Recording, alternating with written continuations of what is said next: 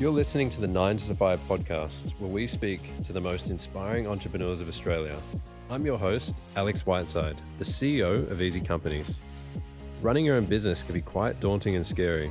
We're here to show you how to face those fears and help you build your dream today. We listen to the innovators, the game changers, and the thought leaders who have built their startups from the ground up. Hear what makes them tick, how they've overcome their own failures, and be inspired to take your own leap of faith and ignite your passion for business.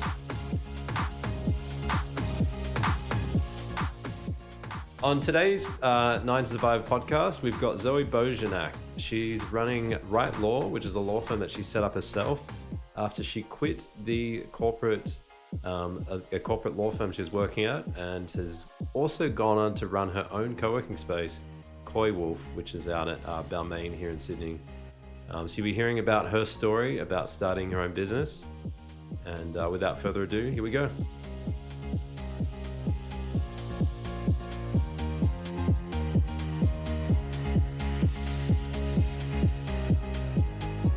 So thanks for coming in, Zoe. Welcome to the 9 to 5 podcast. Thanks, Alex. It's great to have you here. What would really be good to is first find out, what was your story before you ran these businesses that you're running at the moment? What's your kind of backstory? What did you study at university, or what did you want to be when you were growing up? Well, I didn't grow up thinking I was going to be a lawyer, number one. Well, there you go. I think I always thought I was going to do something a little bit more creative, like work in film or be a TV journalist or something like that. I just thought I was just doing law to make my dad happy. Yeah. But, as it turned out, what happened was I got offered a job when I finished university at a big law firm. But, actually, I suppose I should just go back a step, because there was a bit of time in between, the final aspects of getting admitted as a lawyer, where I went off and worked with the Australian Film and Television School. And that was a bit of an adventure. Went out to Broken Hill, worked on a short film, and kept thinking, yep, that's what I'm going to go. That's what I'm going to do. So you were going to pursue a film career. I'm just going to get admitted as a solicitor, and then that's what I'm going to do. Yeah. Anyway, it didn't work out quite so that way. law wasn't for you. That wasn't. I didn't think so. Then. I didn't think so, but I never practiced. I was one of those people that studied law, thought I'll never practice. But then I got a call from a very big firm, and then I went and gave it a bit of a go. Yeah. And I actually quite enjoyed it. But I mean, what I did then was quite different to what I do now. I mean, when you work in those very big firms, it's a very, very different experience to setting up your own business. Yeah, I can imagine. And it's very different working with real people or, smaller businesses and stuff, as opposed to working for big corporations. Big difference. What was something that you enjoyed about working in the corporate life versus, running your own business at the moment? Were there aspects that you kind of look back at now and you go, that was kind of nice? Or you just come in each day. You don't have to worry about how the bills are getting paid or anything like that. You know how much you get paid each week and when you're going to get paid. More stability. Much more stability in that sense. Although, you don't get the same, I suppose you call it windfalls, I suppose. Like now if I win a big case or something like that, it's all mine. Yeah, that's true.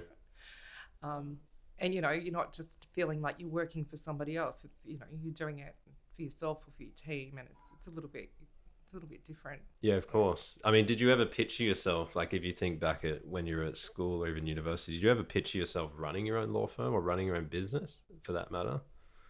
I think I pictured myself probably running my own business, because I never really thought I was really going to be a lawyer. But, and then running a law firm, I always was probably a bit intimidated by that idea. But then things started changing, probably about, maybe it was about 2010, I think it was, where everything was changing in my life. I've been working in another big firm, and I think I was going through one of those sort of burnout sort of sessions. I used to come in and just sit there, and I had a massive office. I used to just come in, turn the computer on and just cry. I'd just see all the emails coming up, and, you just start getting that heart palpitations and everything, because it was almost like it was an impossible task every day. You knew that you were going to finish the day. Nobody was really going to be happy. There were too many things going on. I don't know. Everything was a bit out of control. And the next day would just be as much stuff, yeah. So this sort of put me on the first path to starting up my own business, which was I actually just quit that job out of the blue, had no other job to go to, and had, husband and children and all that sort of stuff. And then I really thought about it afterward. Oh, what did I do? Then I remembered that a friend of mine had set up his own practice and said to me, look, if you ever think about doing something different, give me a call. And I had one case. I had one really big case and one big client, and they said they would follow me wherever I went. So I went over to my friend's practice for a while to consult. So this is just temporary. Yeah. And that started me then on my own path of attracting my own clients and starting to do things for myself, even though it wasn't my own business at that stage. I did that for about 5 years. So there wasn't that kind of big moment where I hear a lot of businesses, like they'll be working in their job, but they have this like desire to kind of run their own business, and they have to make that leap of faith to quit their job and start a business. You're saying you were just kind of propelled into that, or what was your... I still didn't think I could set up my own business at that stage. I had thought I knew a bit, but I still wasn't that confident. I was still in that sort of big firm mentality that I just didn't feel that I was a business, not a law business owner at that stage. Of course, yeah, because there's the legal side of things, but then there's the business side of things, like admin, finance, all that kind of stuff that you have to look after to run a business, right? That's right. And that's stuff you have to learn as you go along. But over that next 5 years, I sort of worked out that the clients do come, and I started thinking, I could maybe do this. Yeah. Actually, maybe I can do it better than them, and I'll do it the way I want to do it. And when you say them, you mean what? Your the previous other people I was working with. Yeah, the previous firm. Yeah. So, I thought there were a lot of good things about that place, and I took, take that away from as well with me. But, at the end of the day, I started developing my own ideas about how I wanted to do things. And that's the entrepreneurial spirit, isn't it? That's what we see. We see the kind of vision of how we would want the world, or how we want our business to be structured.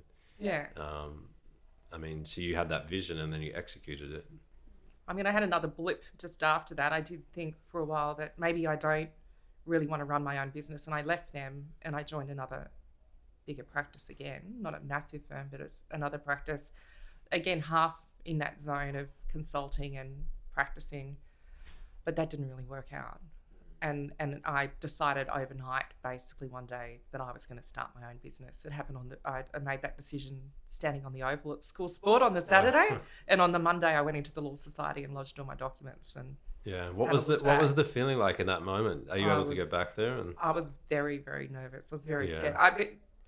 I also knew that I'd have no income then for the next, 2 months at least. But I did have, it'd be very, very hard for people, particularly law, to start with nothing. Whereas I had... You mean like zero clients? Zero work in progress, all that stuff. Because of the special arrangement I had my own clients, I had no restraints, and I had some whip. So I did know that there would be at least some income. Cash flow, yeah. In the next couple of months. Very difficult, though, I think, to start. Just from scratch. But a lot of people have to do that. Why do you think it's so... Started from the kitchen table, essentially. Yeah. You do what you got to do. Well, that's it. That's where most businesses start, right? It's an idea, and you get your laptop out, and that's the beauty of the world today, is that you can do that. Yeah. But what's the challenge of starting your law firm without any clients? Like, what's the main reason clients won't come to you? Is it trust, or is it like, if you're just a new law firm, is that you don't have a name yet, or? I don't think it's necessarily that. It's just always good if you've got an established client and relationship, because it's, there's work that keeps flowing through that, and they maybe refer other people to you. There's nothing stopping you as a new business from, I don't know, advertising on Google or whatever, and trying to attract new clients. Because if it's just, depends what type of work it is, but if it's conveyancing or something like that, a lot of people are going to just respond to, are you local, are you cheap enough, or those types of things. There's a lot more to law than that, but for some of that type of work, that might just attract people down the street or something like that. I think the hardest thing is just, unless you've got someone financially backing you, how are you going to afford the advertising or pay for the system, like the document management systems and the research stuff, because as much as we're all online, we have to pay for a lot of services. All these overheads that it takes to run a law firm. Yeah. And of course, your professional indemnity insurance. Yes. Yeah, I can imagine that. Just Yeah. mind blowing, No, that makes sense. So what would you say then the biggest challenges you've faced running, you run two businesses at the moment. We'll stick to the law firm at the moment. What was the biggest challenge you've faced so far getting that business off the ground? I think it hasn't necessarily been about attracting clients, but it's about just managing the cash flow, because my real background is in litigation, and there's big paydays and then there's nothing in the interim a lot of the time. I've done a lot more commercial work, and we do a lot of other stuff these days, which is a bit more transactional and turns over a bit faster. But managing cash flow and also just being as lean as possible. I think that you can't underestimate how lean you probably need to be at the start and what you can go without. You can live without a lot of things. Because there's always that thing, and it's kind of like, do we need this or not? Like, it's kind of nice to have, but is it a need to have in business, right? Like these fancy tools and software and stuff, because you want to have that feeling like you're a big, I'm going to say in your picture, a big firm, but do you need that right now? Do we need every one of those services? Do we need a license for everybody? Do we need... Yeah. Can we just all have one login or something? Do we need to buy the expensive folders? Yeah. It's nice because you're probably used to that working at the previous firm, right? Or your previous roles, like it needs to be like this. But I suppose where it sort of ties into the other businesses, the other aspect is, do we need an office? And so I think, now I've got the co-working spaces and stuff. Of course, yeah. But back then, and we're not talking we're talking about 2016. There weren't co-working spaces everywhere like there are now. And definitely not, in downtown Balmain or something. Whereas I think that might have made a difference to how we set ourselves up at the start, rather than, working from the back of a flat, somebody else's office sort of thing, and, trying to keep up appearances and all that sort of stuff. It would have been nice to know that was really our little space each day, or 2 days a week or something, in... Of course. Some sort of nicer looking office or something. Is it hard to show that front to clients? Because I know a lot of law firms out there doing that, or even consulting businesses. They're working from home and then they go and meet people at service addresses and stuff like that. But is it hard to show that front, or do clients not really care as long as you do the work? They're happy. Like, do they want you to have an office, or it depends on the client and the type of work that you're doing. I just think it's easier, particularly if there's more than just you, if you've got somebody else that works with you, or a team, to have a place that you all get together at least, of course, 2 or 3 days a week or something like that. And that you've got your things. Not everybody can do that, because, there's all sorts of restraints, but it is nice to have a central place. And I think clients like to think that you're not just completely fly by night, and that there is a real place that you work from. Or that they can send their mail or wherever else. That's good. And I think space is one of those things when you first start out, it can be expensive. And it's, getting back to the cash flow thing, how do you manage your cash flow other than kind of controlling the controllable expenses? Because you, as a business, obviously you have BAS, you have all those kind of unknown things that are lurking. Are you using any software, or do you have a consulting, an accountant or something? Yeah, we've got our... legal software that we have to run, manage the trust account, all that sort of stuff, and then that will tie in with Xero and all of that. I also did think at the start that I would definitely be doing everything myself, and it wasn't a bad idea to sort of give it all a go, so you understand exactly how everything works with Xero and how does it interact with Leap and those types of things. But I think the biggest mistake people make is they think they can do it all themselves and do everything and not get a bookkeeper or someone to assist. I think if you don't call out for that bit of assistance, you'll easily find yourself just not getting around to doing that, and it becomes a bigger problem. Well, it's always in the back of your head, isn't it? Like, that if no one's doing it, you have to do it, but you're trying to do your job, or not your job, but you're trying to run the business, and now you're trying to be in it, and all these different hats that you have to wear. Yeah, that's it. And they do know more than you about certain things, or it's up for negotiation a little bit, but I don't know. Yeah. But it's not I won't say my first bookkeeper was ideal. But No, but a great one now. Good bookkeepers and accountants are hard to find, and that's a message I stand by all the time. It is challenging. I think unless you were to take on your own finance manager, which is expensive, you're never going to find one that gives you all the time, because they're managing so many different clients at once, right? So that's right. It's but this one came through the co-working space too. Yeah. So, and I'd love to know. You'll have to tell me after the show which one that is. That's awesome. And how would you define then? So you've overcome some of the biggest challenges in the business. What would you say has worked really well in business? Like, what are you confident in yourself in doing really well as a leader or as a?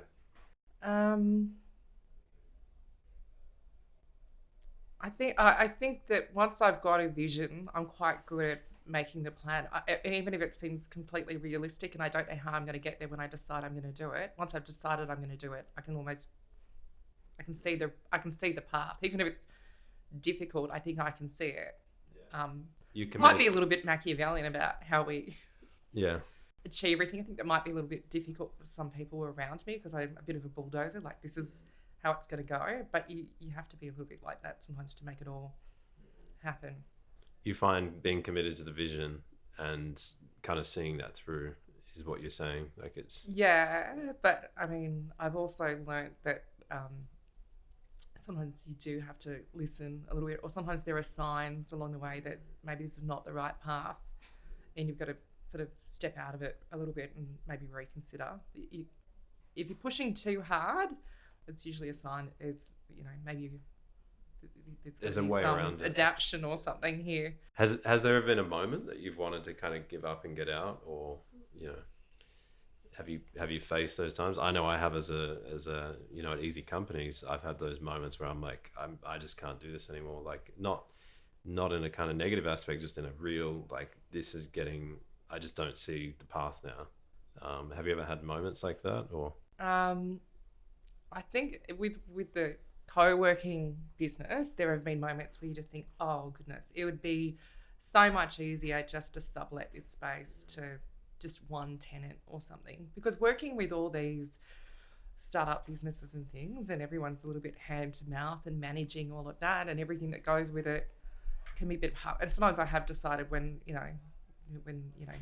there's not enough money coming through that business on a particular week or whatever, that is this really worth it? But then I think about it, and it's sort of inconsistent with the values that we tried to sort of set up and use that space for, I think. We wanted it all to be collaborative and cooperative and all of those types of things. And I think if we just did that, that's not really consistent. And I think that in the long term, by persevering with all of this and making it work and finding those pathways and looking at other venues and things, that there'll be returns in the long term, but it's not going to happen overnight. No, of course. Yeah. And it is that kind of perseverance and kind of committing to, your vision, but eventually there becomes a time that you have to be realistic if it's working or not, Yeah. Yeah. So how do you stay grounded, or how do you, as a founder, you're juggling so many hats and there's so much going on. Burnout's a very popular topic right now in the startup space. And it's like, people are just throwing that word around, but what is that, not to define it, but what does burnout mean to you, and have you encountered those situations, and how do you stay grounded, or is there a routine that you take in that kind of? Yeah, well, I sort of kind of referred to a period of my life where I felt a bit of burnout. That was more in the corporate sense though at that time. And then of course there was followed by the great divorce and all of that sort of stuff, which I think so many people will go through. I did get to a point, I had worked with so many other professionals in the past through the Law Society and Pharmacy Council and stuff that I was involved with previously, who were going through very bad patches in their lives and everything turning upside down and, ending up in front of boards and all sorts of stuff. And I think, how do people end up this broken? But it can happen to anyone. And the biggest problem is people don't ask for help. Yeah. And they just keep on keeping on, and they keep putting their head in the sand. So when I sort of felt that it was sort of happening to me, I could sort of, I could recognize the signs. I did get to that point of feeling quite broken and physically wrecked, but I just had to, I knew that the only way to go about that is you go and see your GP, you have to put the time in to do yoga or do something and find, be back in touch with yourself. You've got to know who you are and have that bit of selfishness each day to just get it all back on the right path. And if you don't do that, you're not good for anyone. Not good for your kids, not good for your clients, not good for anyone. Your team, yeah.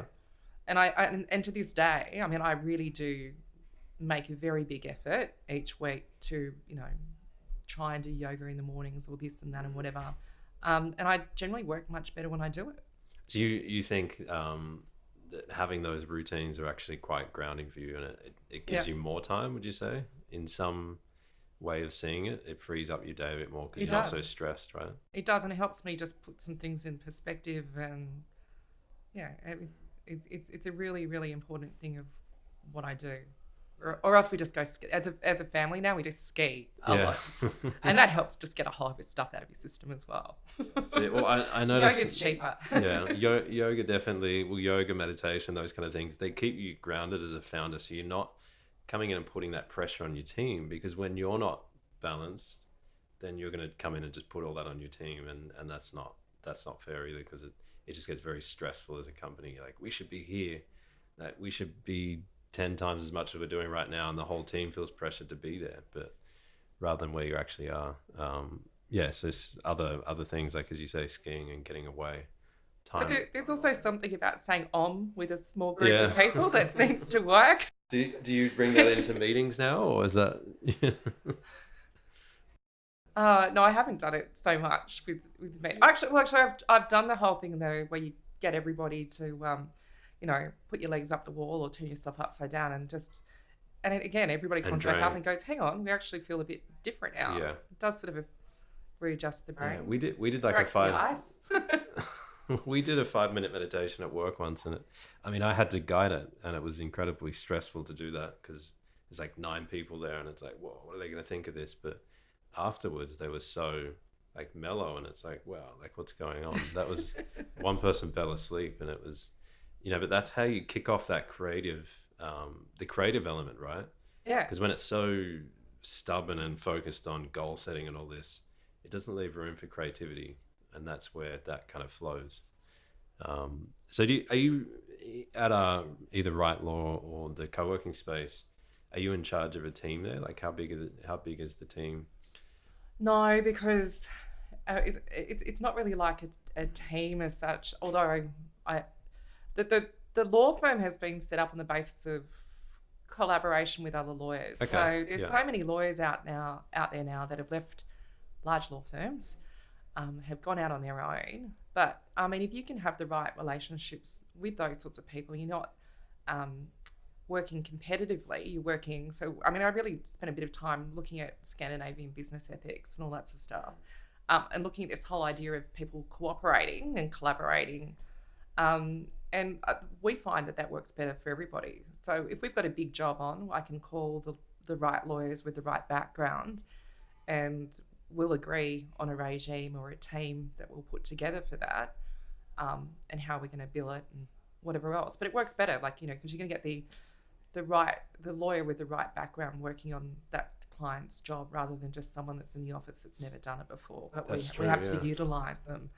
The problem with that model is that it is making it harder for junior solicitors out there to get jobs in firms like mine, because they don't really bring the right level of experience. And so we generally always have someone as a graduate or something in there. But I think that trying works, to build up some experience, but we don't. It's mostly a group of senior lawyers that I would be working with day to day. They're in a position to sort of, consult. And that's obviously how you've managed to scale, right? That makes sense, because otherwise you just have people that are unutilized and kind of you only need them once a month or once a week. It makes perfect sense. So you've managed to reach and you're whipping all those people saying you've got to fill in all these timesheets. Yeah, and there's things, nothing to do. And there's only so much they can do. So then they start, fudging their figures a bit. Yeah. And then the clients get unhappy and. So that sounds like that really works, like in terms of reaching scalability, and there's less payroll for you, and that means that that works better. Much better that way for what we're trying to do. But yeah, I mean, if we're a larger firm, we might want to take on maybe a couple, but you've got to have people with the right attitude in this sort of practice. They've got to be a bit adaptable and. Yeah. So is there anything you're looking for when you're hiring? Or not even hiring, like working with consultants? What kind of traits are you looking for? Is it more the skill set that you're kind of hiring on? It's usually the skill set. We've already agreed how we're going to remunerate it ourselves for the job. But you've got to be able to, I would say there's people I work with all the time. We're very open with each other and quite frank in the way that we speak to each other. And if there's a job to be done, we just got to get it done. You can't. You're walking around going, I don't like the way he spoke to me about this, and also we disagree sometimes on how things are being done. But we generally know who the boss is of a particular job, and they'll direct it, and you just got to respect that. Yeah, of course. Yeah, that's great. And if there was any advice that you would give to like someone someone starting a business right now, what would you say? Like if they're in that moment, they're kind of thinking about, I want to start this business, and they're just not sure. What would you tell them? I think if you're passionate about any business or even getting into any job, I mean, I think you can do it if you're passionate enough about it. Yeah. But you can never underestimate how hard it's going to be, and how much it's going to cost. Of course. A lot of things don't come too easy. Yeah.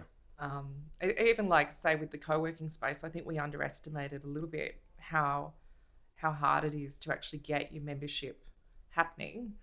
And if I wasn't a lawyer, and if my husband wasn't an architect, then if we had to pay people to do those things to even get our premises up and running, then I would be 100 miles behind, before I'd even started working on the membership. Yeah. I just think we really didn't appreciate how hard it was for startup businesses and stuff there to commit. I mean, I think they all want to, but it's very hard. I think a lot of the businesses are really struggling to pay the bills and are really finding it hard to commit to any sort of long-term memberships. You got to start as small as possible, right? Like just not that you don't have big goals, but as we said before, we kind of highlighted that before, you just start with the basic necessities rather than, we're going to go find an office and you don't have any clients yet. I mean, that's how it's going to go because cash flow is an issue. That's good. That's well, look, it's been great having you on the show. Thank you. Look forward to seeing where the law firm and the co-working space end up in the next few years. We'll definitely follow along, but otherwise it's been great. Thanks, Alex. Also, if you haven't already, check out our YouTube channel. It's available under the EasyCompanies account, and there'll be a 9 to Survive playlist. So I hope you enjoyed the show and look forward to seeing you next time.